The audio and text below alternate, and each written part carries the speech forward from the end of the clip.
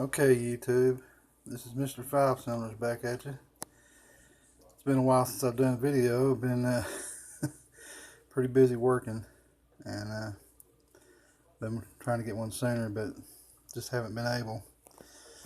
This time I'm going to do one on what I EDC on an everyday basis. So I'll start out with the first knife. This is one I haven't carried in some time.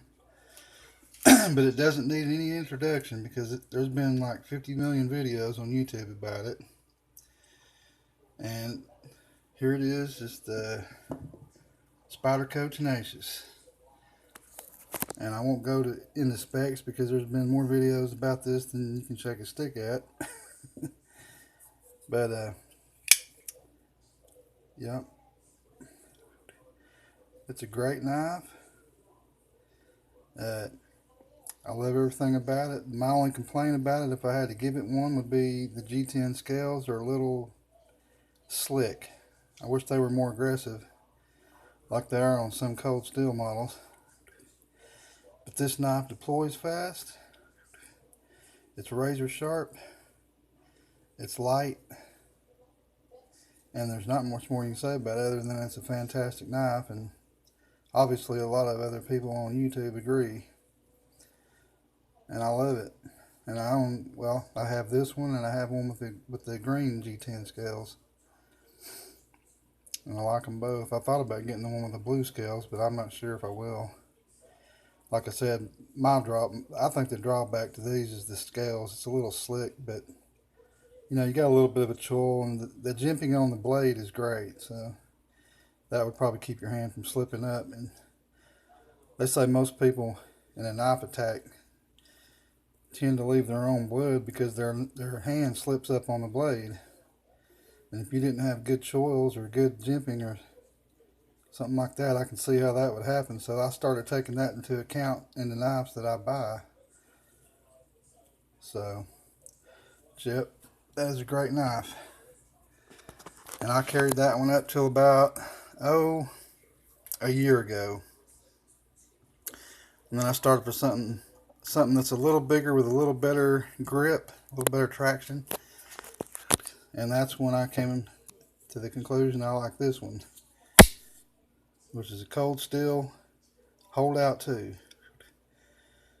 It's bigger, it has better traction,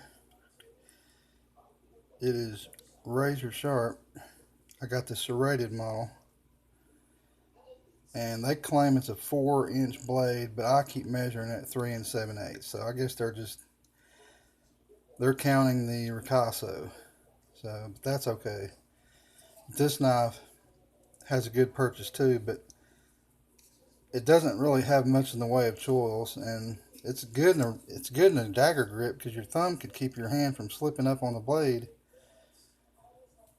But the thing I like about it the most is it's got a good texture, and it's lightweight, very lightweight. You hardly even notice when you got it in your pocket. It's a great knife, and there's been plenty of videos on this one too. So that's the one I carried after I kind of alternated between this and the Tenacious.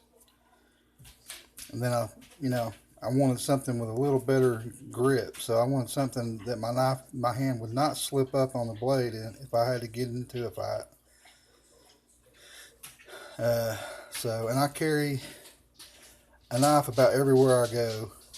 I don't always carry a gun, but I always carry a knife. I feel naked without a knife because I think that's the very minimum you need in a self-defense situation. So, yeah, I think everybody ought to have at least a backup, self-defense implement of some sort, whether it be, knife, gun, mace, whatever. So, but the knife I'm carrying currently, and this one has a great grip, and there's been lots of videos on it too, and that is the Cold Steel Talwar 4-inch. And I would prefer carrying the bigger brother to it, which I own, but it's not legal. In my state, which is Tennessee, you can only carry a 4-inch blade, and that's maximum limit. But this knife is still big enough and sharp enough that if you were to run this across somebody's, abdomen or something, they'd be holding their guts in their hand because it's very sharp. And the thing I liked about it the best was the grip. All the finger choils and the way the back of it flares out like that, and it locks your hand into place, and there's no way you can lose your grip. No way. Unless your hands are covered in butter or something like that, maybe. But and it's got the thumb stud flipper, which is okay, and it acts as the catches on your pocket. It'll open up, one-handed if you do it right. I guess it's modeled after an Emerson Wave, but so they kind of ripped that off. But yeah, the way that blade is shaped, it's made for slashing. So in a self-defense situation, I don't think you could do a lot better than that. And I always carry a knife, but I don't always, just carry a knife. Sometimes I'll carry them in combination with other things. I mean, sometimes I'll carry mace or whatever, but I mean, I've even carried stupid stuff like this, which is, it's just plastic, and it's made to be carried like that. I just bought it because it was cool, but it would function because those teeth on there are very hard and they're very sharp. And I've taken them to like concerts and stuff where where they have metal detectors and stuff like that, and actually had to take it back and put it in the car. A guy found it, but on one concert I went to. But yeah, I guess anything's better than nothing if you're trying to defend yourself, or if you're outnumbered by many attackers, which hopefully you won't in life, but you never know. So, but yeah, you can pick these up, hell, like about $10 or something like that on Amazon, maybe less than that. I don't remember now what I paid for it, but anyway, I just thought it was cool. I'll set that over there. You might, you could also go with something like a neck knife, like this, carry it around your neck, under a t-shirt. Nobody knows you have it. It's very thin. That's one thing I like about it. This is an H&K Instigator. It's a good knife. And it's real snug. It's not going to fall out. It's got a, I guess a Warncliffe style. Here, let me try to get this out here. It's hard to do. Okay. As you can see, it's got a Warncliffe style blade. And the handles are just smooth steel. But they're not sharp on the edge, not too sharp on the edges. And you could wrap it with paracord or grip tape. I thought about doing that, but of course then you're taking away from the width. And it has a little jimping. And this one here has a chisel grind, which I really don't like. They say it's easy to sharpen them, but I don't know. It depends on what you use. I guess if you used a stone, it probably would be a lot easier. But trying to do it on a work sharp's not so easy. But it's a good knife. And it would get somebody off of you. And that's all you're trying to do if you're defending yourself, is get somebody off of you long enough to get away. Well, that should be your goal. Unless they've already inflicted some grievous wounds, and then you might want to go ahead and try to take them out. But if not, they're probably going to hurt somebody else. But yeah, knives like this come in handy, and like I said, you can wear it around your neck and you'd hardly know it's there. And another thing you can carry around your neck, this is from Cold Steel. I'm not sure, I can't remember what the cannot remember what the name of it is actually, but I need to re-look it up. But it's like an Asian, I guess it's got the Asian ring on it, and I've just left the chain that it came with on there. So, but this thing is sharp.